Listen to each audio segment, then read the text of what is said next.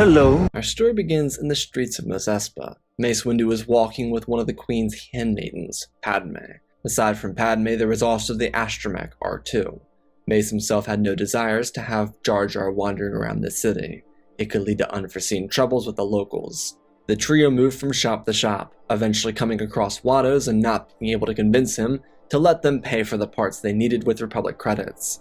Watto sent them away, and Anakin was fascinated with the angel that followed around with the Jedi Master. Eventually, Anakin got out of work and followed Windu and Padme until eventually catching up to them when a sandstorm hit.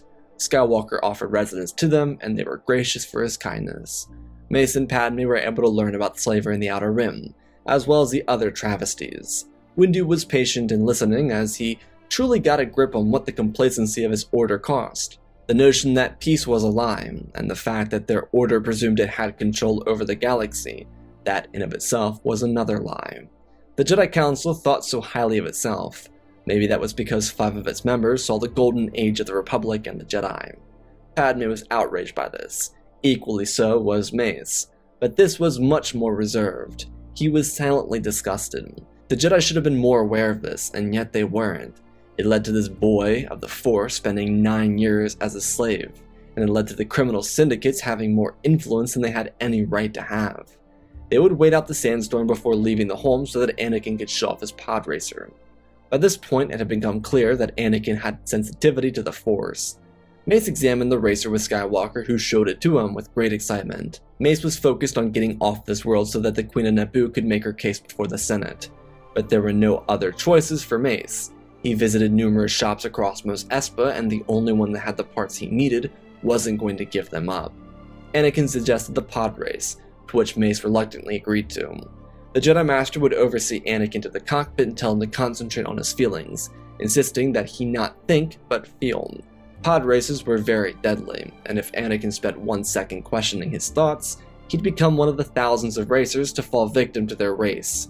The race transpired, and in a nail-biting finish, Anakin would defeat the reigning champion Saboba, thus giving Windu and Padme the parts they needed, but also freeing him from slavery. While Mace wasn't exactly on board with Anakin becoming a Jedi, he believed that the boy should be brought before the Council for consideration. As an added note, he wanted Skywalker and Shmi to display the reality of the Outer Rim in front of the Council or the Senate. But he could not free Shmi, so Anakin would have to suffice. Also, Mace wasn't on board the whole gambling thing. He was just playing the game so that he could get out of this planet. Without any ability to contact Coruscant, Mace was left in a difficult position, but he decided to do as he instructed Anakin before the boot to Eve. Feel, don't think. He was trusting his intuitions, because that's all he could afford to do, especially in a land so foreign to him. On an added note, he had to keep Captain Panaka from contacting Naboo. It was clear the Trade Federation was trying to locate them. If they bought the deception, they could be overrun with battle droids. Windu hadn't been able to do a midichlorian count on the boy yet, which was one of his biggest worries. Without a Jedi on the ship, it would be a nightmare to explain to one of the crew members, so Mace just had to trust his intuition. His biggest hope was that Skywalker could be instrumental in getting movement into the Outer Rim, seeing how scum-ridden and controlled by the gangsters of the galaxy it was. It horrified him. Regardless, Anakin and Shmi said their goodbyes, something Mace patiently waited through. It only continued to prove to him his worries about the boy. These attachments could become very difficult for Anakin to escape from. If anything in Mace's training taught him anything, attachments, especially to those that stem from control or jealousy, lead to darkness. He didn't want someone like Anakin to fall down such a path. The Jedi sent Padme and R2 back to the ship with her guard and the parts they want from Watto, as he and Anakin walked back to the ship alone. Young Skywalker questioned Mace on their way there, wondering if he would become a Jedi and train as one. Windu was blunt and honest, informing Anakin that it was not his decision, it was one that belonged to the High Council. Anakin then asked if it were his decision, would he train him to become a Jedi? Mace looked down and stopped. They stood in the desert, the Naboo starship not too far away. Mace asked Anakin what he wanted from being a Jedi. Skywalker closed his eyes and told Mace that he had a dream, a couple of them actually, ones where he was a Jedi. He could see the outfits. There were highlights of blue, tan, and white. His smile grew as he pictured it, and he told Master Windu that he was holding in his hand a golden laser sword. one that lit like fire, but burned with hope.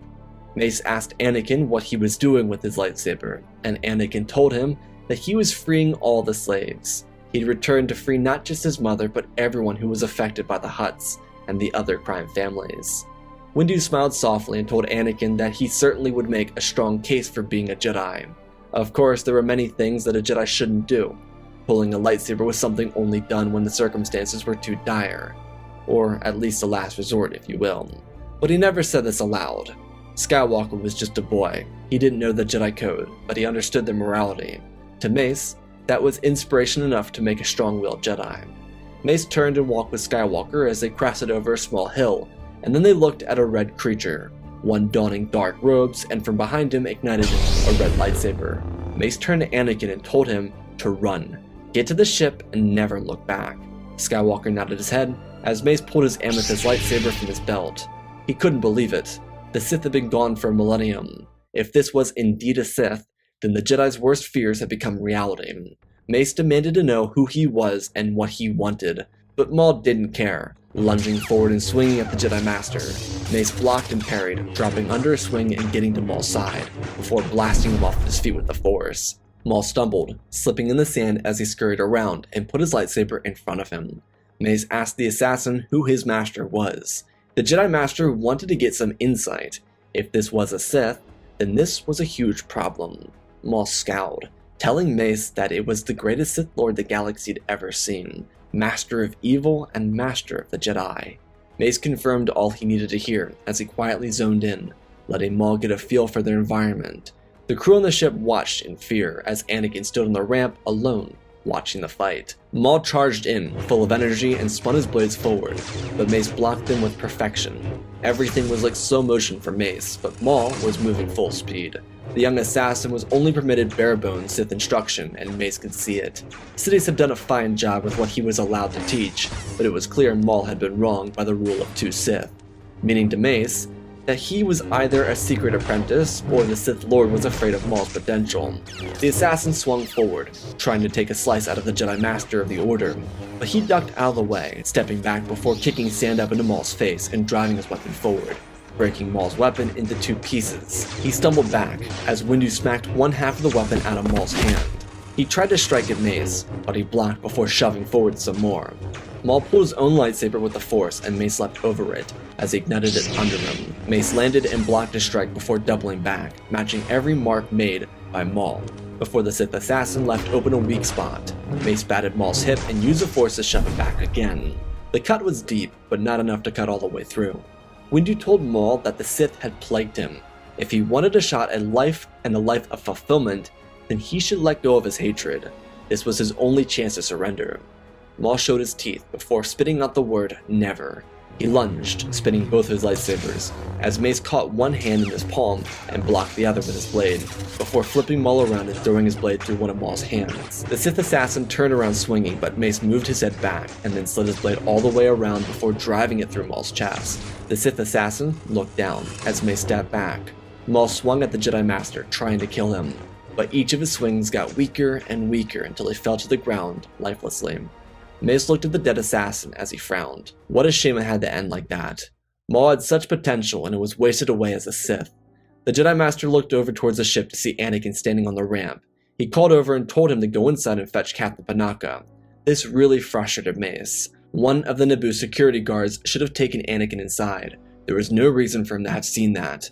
When the captain came out, he told Panaka that they were going to investigate the area and the outskirts of the town before leaving. Panaka disagreed with this, and told Mace that they needed to go to Coruscant now, but the Jedi Master silenced his concerns. This was directly related to their blockade issue, and if he and the Queen wanted to have another issue, then they best not disagree with him. Panaka expressed loudly as he walked away that he wished another Jedi was dispatched to take care of them. Windu looked up with a displeasing expression, as he rolled Maul over and closed his eyes.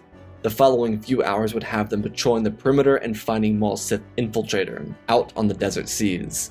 Mace and R2 would enter the vessel and download every piece of information from it. What a shame. Maul was arrogant enough to believe he would beat Windu. Ironically, it wasn't that at all. Maul forgot to clear his hard drive and he never thought his encounter with Mace would lead to his death. Maul was familiar with who Windu was, but had no clue that he was on the planet with the Queen. So when it was revealed that he was fighting the Master of the Order, he just tried his best to win, because he would have been punished if he ran or surrendered. The hard drive had all the information the Jedi needed, and Mace told R2 to take control of the ship and pilot it back to Coruscant, giving him the coordinates to take it to and a frequency code so he wouldn't be shot out of the sky by the temple. R2 was going to disable the tracker and set it for Tatooine, to appear that Maul never left the planet.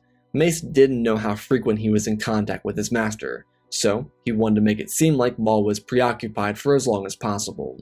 The group returned to Coruscant. Mace took Anakin to the temple and they immediately went to the High Council chambers. While they were in hyperspace, Mace was decoding everything he got his hands on, and he found a Sith lair on Coruscant, one that had been connected to the Sith Lord. When he entered the council chambers, he delivered an elegant speech about the encounter on Tatooine. He told them how he confronted a Sith assassin, one trained in the dark arts. He displayed the lightsaber of the assailant before expressing that he was able to decode the information inside the uncleared data of the Sith vessel, one that was currently delivered to the temple. The council found that this was very jarring, and while Ki-Adi-Mundi wanted to express the truth the council had come to accept, the facts were irrefutable. The Sith had returned. Their discussions would move quick, and Mace expressed a desire to find and destroy the Sith immediately. There was no saying how deep into the Republic they were, but one thing was true. The Jedi, in the years since Oppo, Yariel, and Yoda had served on the Council, had many more political adversaries. If the Sith wanted to rip the Jedi from their power, political leverage would be the way to do it. There was a short discussion about young Skywalker and how he should be tested within the temple, and from there, decide if he was worthy of becoming a Jedi or not, though the Council agreed with Windu on this matter, that it should be left up to the Council once they dealt with any potential Sith Lords they may encounter. Mace was able to get a hold of the Tipli and Tiplar sisters and asked that they watch over Anakin. The two Jedi Masters were perfectly content with watching over the young boy while the Council moved out under the shadow of night. Their discussions lasted most of the latter half of the day, which ironically worked for their favor, considering one of the Sith was working with Padme Amidala all day. Every Master on the High Council went on this mission. All 12 of them were ready for this fight, though aside from Mace, most of these Council members weren't fully convinced they would find the Sith. They trusted Windu, but why would there be another Sith? Dark side users weren't unheard of, so why did it have to be a Sith? It could be a wannabe that tried to act like one. But this, of course, was the joy of trusting the witness. Mace led the Council to the location of a Sith lair on Coruscant. They arrived quietly and snuck into the coordinates. Due to this lair being Plagueis's, it was located locally inside the main city of Coruscant, so it wasn't far from the Jedi Temple. Ironic. 10,000 Jedi in the galaxy and not a single one of them sensed the Sith. Their judgment had become impaired. As they moved in, they could hear a booming voice break out. It informed its apprentice to find out where Maul went. Sidious was adamant that he wouldn't just vanish like that, and Plagueis called Palpatine by name, telling him that this was exactly why he didn't like the idea of training assassins. They were nothing compared to the legacy established by Lord Bane. It was just a futile way to try and rise up against him. Plagueis told Palpatine that they could be the greatest duo of Sith if they worked together. Outside distractions could lose them this war. He then asked if this Jedi operative completed his mission, and Sidious nodded, informing him that Kamino was secured, and they would begin cloning operations soon. The Jedi almost moved in, but hearing this made them question everything. The plot went deeper, and there was an imposter among them. The Jedi needed to move in though. The Sith could run away any moment, especially if they sensed them. 12 lightsabers ignited as the Jedi moved in, surrounding the Sith Lords and cutting off their exits. Typically, a Jedi would offer an out, like Windu did with Maul, but it was clear, these were Sith. They were going to die. The two Sith looked to each other as Plagueis ignited his weapon and told Palpatine that this was Maul's failure. If the Sith lost, if they died, then their failure would be entirely on Palpatine. So, he better not fail. The Sith moved in as the Jedi spread out, making sure to keep their distance. Yoda lunged into battle against Plagueis with Saesee Tiin and Eeth Koth joining him. Their blades moved, as the other Jedi cut off the exits and allowed their brothers and sisters to fight off the Sith. Palpatine engaged with Windu, who was joined by his former student Deba Billaba. The Sith were trying to hit every target they could, but it was nearly impossible. Yoda and Windu made themselves the biggest targets out of anybody. Without a jump on their adversaries, it was impossible for Plagueis and Palpatine to thin the Jedi numbers. As they were the last Sith, Plagueis was trying to think of a way to escape. He could maintain control over the Sith, and Palpatine could pay for his mistake. He dodged and avoided strikes from the Grand Master, before slipping under him and using the Force to throw Yoda away from him. Plagueis ignited another blade and parried Saesee Tiin and Eeth, before swinging under Master Koth and ripping his other blade across into his side. Saesee moved to strike, but he was blocked, and Adi Gallia filled in where Eeth fell. The Jedi tried to land a hit on Plagueis, but he was massive in strength and wingspan. He kept his opponents at bay, but Depa moved in to fight him, as Windu and Sidious engaged on their own. Mace was able to cut one of Sidious's blades from his hands. Even Peel joined Depa as they struck at Plagueis. The Sith Lord started tossing the Jedi in every which direction, as Plo, Kiadi, Yaddle, and Yariel held off each of the respective exits. The Sith Lord started losing control as the Jedi switched their approach from one at a time to all at once. Plagueis could see that Palpatine was alone and he called him by name, to which Palpatine did not budge. He couldn't afford to. Something about Mace's fighting style was weakening to him. He couldn't strike a blow. It was like Mace was using the dark side and the light at the same time. Plagueis slipped as Yoda cut him across the ankle, allowing Depa to drive her blade through his wrist, and Saesee dragged his weapon across Plagueis' back. The Sith Lord cried out in agony as Sidious blasted lightning at Windu, who blocked it and held his block before forcing it forward and shoving Palpatine into a wall, redirecting all the electricity back into his face. It was like grabbing an electrical wire. He couldn't let go, and Mace focused in, despite the blinding light radiating off of his lightsaber. Mace drove the lightsaber forward, and at the last second pulled away, dropping his blade as Palpatine swung at him. His face was covered in burn scars, and Sidious eyed Mace, driving his blade forward again, but Mace avoided, as the other Jedi moved to intercept. Windu watched the move Palpatine made, as he drove his lightsaber backwards, and Mace threw his hands up, before catching Palpatine's hand and dragging it back around and shoving it back into his chest. Mace stumbled back once it was finished, heaving heavily as he watched the senator from Naboo drop to the ground lifelessly. They did it. The Sith were defeated. Sadly, they lost a member in the process. Luckily, the Sith were completely blindsided. Had they been prepared, the outcome may have differed drastically. The Council escorted the bodies back to Coruscant, as Masters Plo, Gallia, Peel, and Poof stayed behind to investigate the lair, see if they could figure out what other things the Sith were responsible for. Windu had a hypothesis, one that was in belief that the Sith were behind the death of Master Sifo Dyas. It was a valid worry, but the other Jedi needed to make proper arrangements. Even though it was late at night, Masters Yoda and Windu were going to inform the Chancellor about these developments. The remaining members would remove the Sith bodies from the lair, cleanse their physical forms, and burn them. Afterwards, they would purify their crystals and mold them into the heart of the Jedi Temple, so that their souls may find peace. The news for Valorum was very confusing and in reality didn't make a ton of sense, but he trusted the judgment of the Jedi Council. He believed that their work in getting the Queen here would be perfect for the Republic. Obviously there was much more that Valorum cared about, but he played the part of Chancellor, one controlled by the bureaucrats. The Jedi felt some relief about this, and the Grand Master and Master of the Order left after another hour or so of talking to Valorum, and logged everything with the Jedi Archivist. It was a terribly long night, but once the Council was able to reconvene the following day, they could continue discussions about the Outer Rim and the Slave Boy. The Council members that stayed behind in the lair were able to clear up the fact that Plagueis, Maul, and Sidious were the last of the Sith, so Archivists, investigators, and other non-Council members could go into the lair and work under safe conditions. This allowed the Council to have their discussions, as Chancellor Valorum informed the Queen of Naboo about her traitorous friend. The Jedi spoke to each other. Their rhetoric surrounding Anakin was optimistic. Windu, who wasn't on board with the entire idea, was more so now. He saw this as the mysteries of the Force. Anakin got them off Tatooine, and if it weren't for Anakin stopping them in the desert, Mace would have never beat Maul, or probably even fought him, which never would have led to these events. The tragedy at Naboo was still strong, and it needed to be resolved, but there was an even larger problem in the Outer Rim. The Council came to the consensus that Anakin would be trained. While they were talking about him, Master Tipley gave a report to the Council about their time with Skywalker. From there, they believed that Anakin should be trained by both Tipley and Tiplar. It would provide him with the perfect growing experience, one where he could be surrounded by individuals bound to each other from their sisterhood. He could learn from their bond and learn to let go. All the fear surrounding him could be eradicated in that way. The Council was wary, but Tipley gave an outstanding report, one that aided Windu's proposition that Anakin led them to taking down the Sith Order. Their attention turned towards the Outer Rim, and Anakin was brought back to the council chambers to explain everything he understood. A recording was made and saved, so that they could bring the information to Valorum and display evidence before the Senate. This council was moved. The fact that they allowed 3 Sith to exist under their watchful eyes, and who knows how many others before this, proved that they had fallen from grace. It was clear that they ignored the signs of the darkness, and it was clear that they needed to ensure that it never happened again. Bane's era of Sith hid in the shadows, waiting to make a move, and they almost did.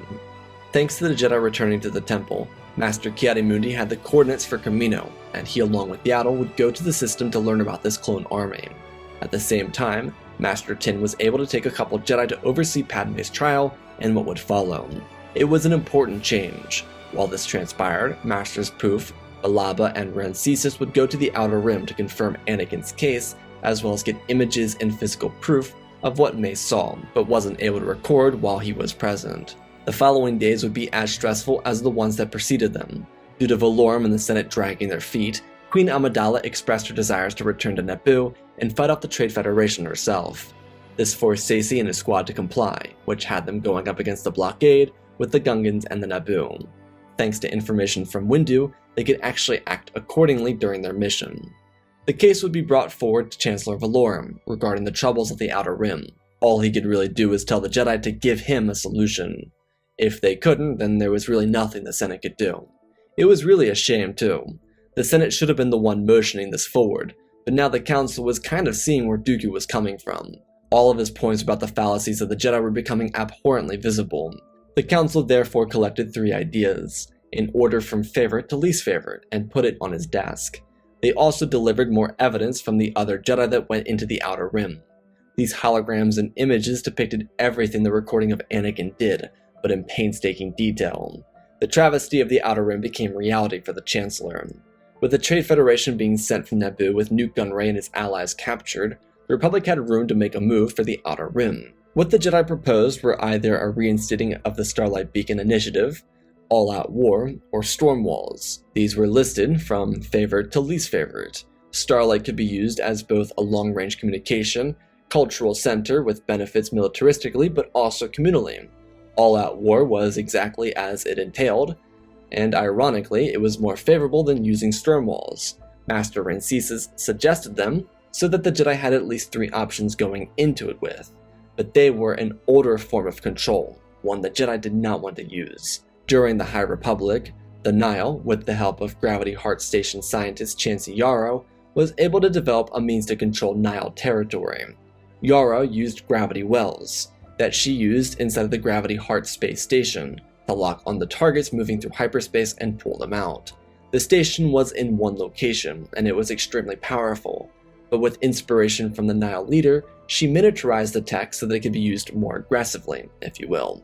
The storm walls were strengthened with storm seeds, which were essentially devices that destroyed vessels moving through hyperspace. They were like mines, just for ships that couldn't be shot out of the sky. The Jedi were most worried about using this plan because it entailed starving out the people of the Outer Rim.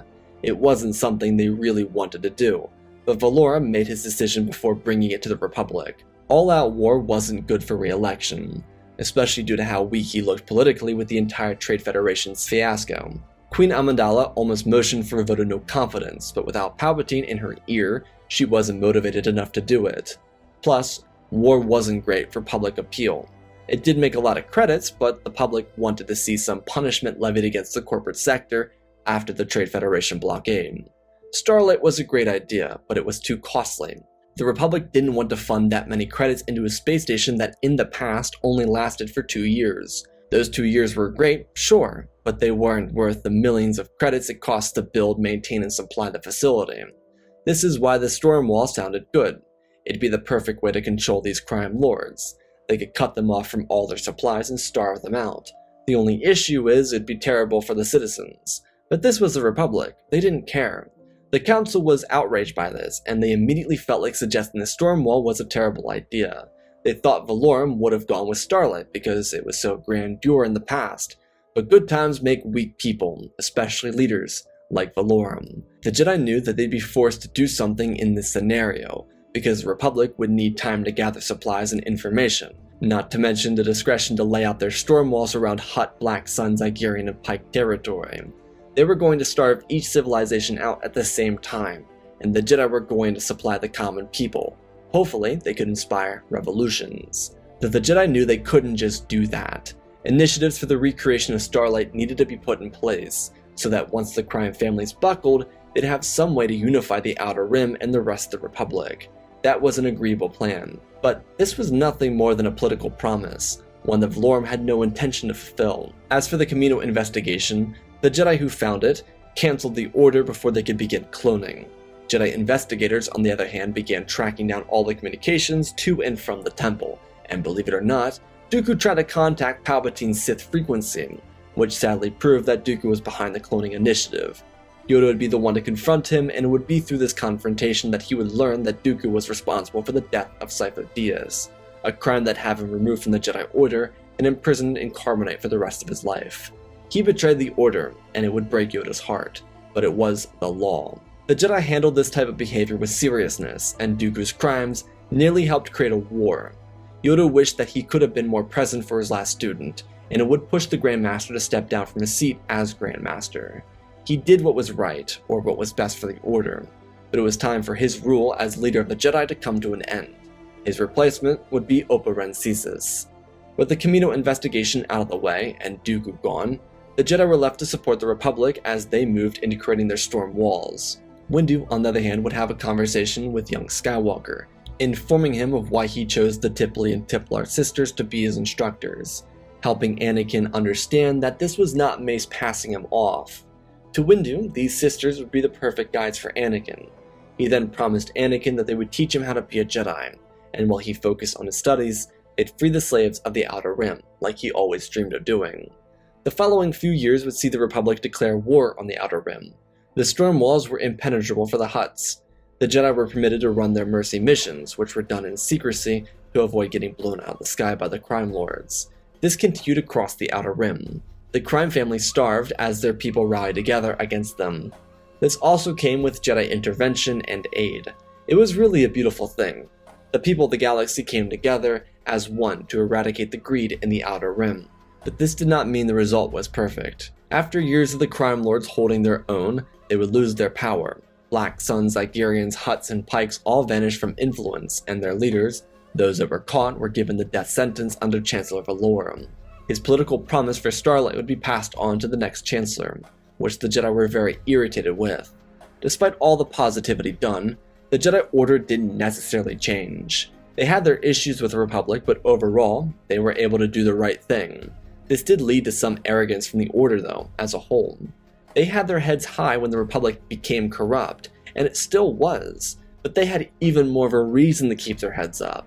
It was arrogant in nature because they finally defeated the Sith, and then led an effort to wipe out all the crime families in the span of a few years. That was triumph, and it was reflected. The Order did begin spacing out, but it would take decades to get the ball moving on that. This was especially because of the Republic dragging their feet on the Starlight Initiative. Ironically, when Starlight was built, it would produce more credits for the Republic, so they built dozens more across the Outer Rim territories to make more credits. Thanks to his instructors, Anakin would have the chance to visit his freed mother, which did nothing but bring him joy. He was so happy that he had a chance to see her. It was a wonderful reunion, but he had changed so much in the years since leaving Tatooine. Due to his instructors being true Jedi, he started to become just that. His attachments to his mother were still very strong, but his emotions were kept in check. Skywalker became the individual to bring back the Golden Robes trend, and as he eventually became a Jedi Knight and shortly following that a Jedi Master, he would situate himself with the High Council. His legacy would continue what the Jedi had already started, ensuring the balance was maintained. The arrogance of the Order had slipped into him, and he filled the role of a Jedi Master on their council, similar to the one that presided over the Order when Sifo Dyas died. Skywalker, after joining the council, would decide to take on the task of becoming Grogu's instructor. He would have his interactions with Qui-Gon, but as the rest of the council saw him, Anakin believed Qui-Gon was a little too radical for his own tastes. Skywalker's student, Grogu, would eventually become the face of the Order, but for now, as a child, he would watch Master Skywalker and the Jedi Council lead the Jedi Order into a new era of prosperity. one where the crime families had no influence, one where the Sith were gone, and one where the Jedi Order watched over a grateful and hopeful galaxy. And that, my friends, is our story. And special thanks to all the patrons: Benjamin Wells, Alexandria Reese, The Beginning and End, M, Django Fett Clone, Nick 5098, INTJ Recluse, Ben Ingram, The Big Red Pure Mark, Diamond Constant, Darth Nemesis, Lord Tibbs, CC2024, Galvin Gaming, Tristan Mandalore, Sir Realm 1767, Darth Revan, Granddaddy Ban, Laliand, Sky Guy, Penguin, Cullen Rooney, Shark Midori, RJ38, Nick, Michael Erlanger, The Last Jedi, Apollo, Weewu 670, Annika Stank Runner, CT7567, Toaster Oven, Oz of Oz, Darth Nox, Eternal Padawan, Joshua Tem, Johnny Naguin, Sansa Skeleton, Jedi Sloth, Mr. Yeet Gamer, Lord Cali, Galaxy 66, Man Studios, Anakin 003, Lord Draken, Fortress Legacy Star Wars, Airbus, Rex the Wolf,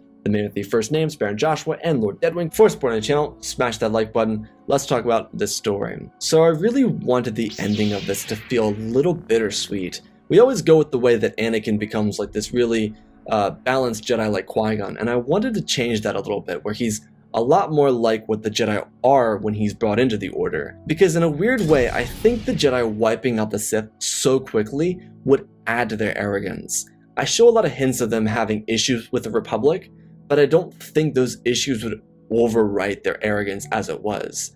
They were arrogant already, and so I kind of wanted to show how them defeating the Sith had the inverse effect on them becoming more like Qui-Gon, for example, you know, where they kind of sit in their ivory tower still, and they do spread out a little bit more, but it's not until the Republic makes a move, and so they still are what they were when this video started, but the difference is they've changed Anakin to be like them, but they've also gotten rid of the Sith and the crime families. So I hope you all enjoyed that little twist there. I love you all, spread the love, and always remember, my friends, may the Force be with you.